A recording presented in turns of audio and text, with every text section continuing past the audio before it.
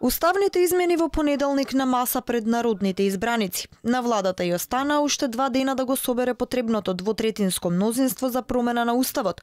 Опозицијата и натаму останува на претходниот став, дека нема да гласа за предложените уставни измени. Лидерот на ВМРО-ДПМН е Христијан Мицкоски денеска со свое видео обраќање упати пораки. Волјата на народот била јасна. Процесот кој го раководеше лично Зоран Заев судира во зид. И додека тоа се случува, одново се лиферуваат нови лаги. Па така премиерот вчера ќе го слушнеме како името Македонија било заштитено. Во исто време додека истата таа влада поднесува амандмани со кои 288 пати се брише името Македонија во уставот и го заменува со ново име договорено со јужниот сосед.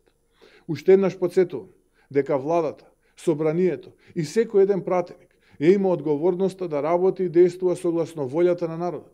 А волјата на народот е јасна и недвосмислено изразена на референдумот.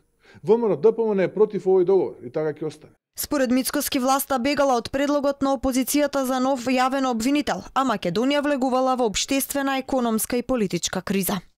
Велја дека биле за правда, но власта, освен тоа што прави политички прогон, бега од предлогот за нова обвинителска институција, која вистински ќе се бори против криминалот и корупцијата.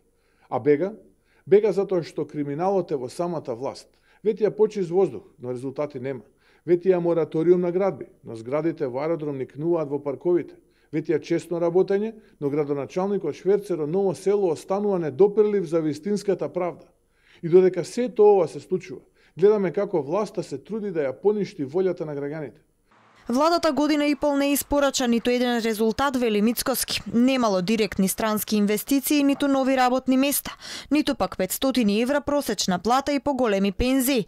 Градежништвото бележало рекорден пат од минус 30%, а капиталните инвестиции за 7 месеци биле очајно ниски.